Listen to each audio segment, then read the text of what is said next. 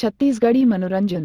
आओ सुनो भाई रजऊ साहू के स्वर में ये प्यारा सा गीत।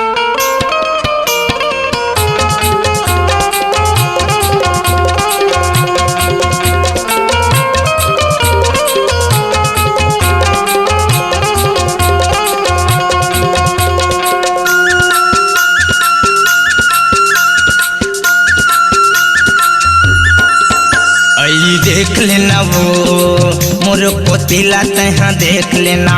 आई देख लेना वो मोर पोतीला तहाँ देख लेना। नहीं है कोनो मोर पुछंतर, नहीं है कोनो मोर पुछंतर, आरो तय कर लेना वो। आई देख लेना वो मोर पोतीला तहाँ देख लेना। आई देख लेना वो मोर पोतीला तहाँ देख लेना।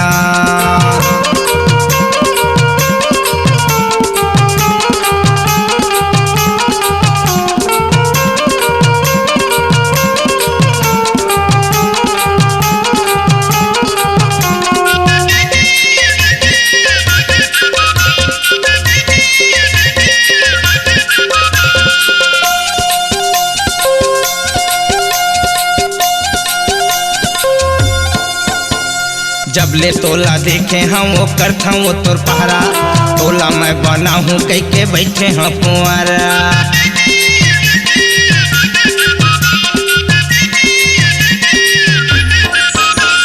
जब ले तोला देखे हम वो करता वो तोर पहरा, तोला मैं बना हूँ कह के बैठे हैं पुआरा।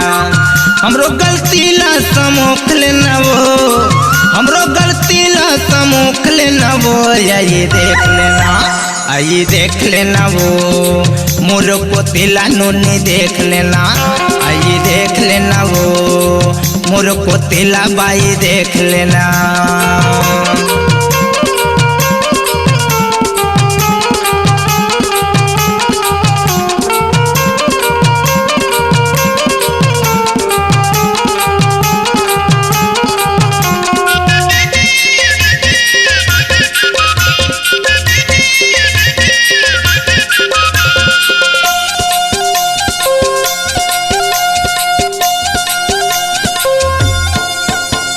तोर रूप के मैं हाँ गोरी बनहूँ वो पुजारी, मैं हाँ तो बनवा ले रानी तहाँ मोर फुलवारी।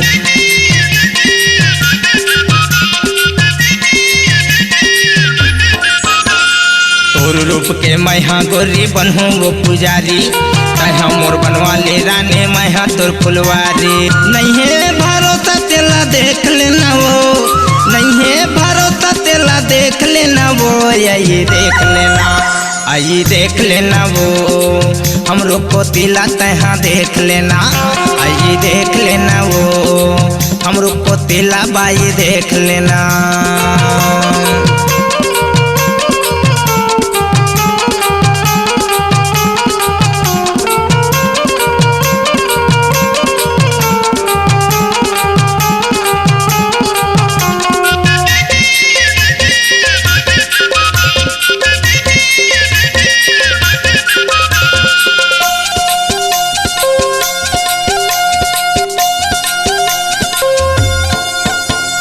संजय बिहनिया रानी तोरे सेवा करहूँ, तोरा माँ बैठार के रानी खाना तोला खवा हूँ।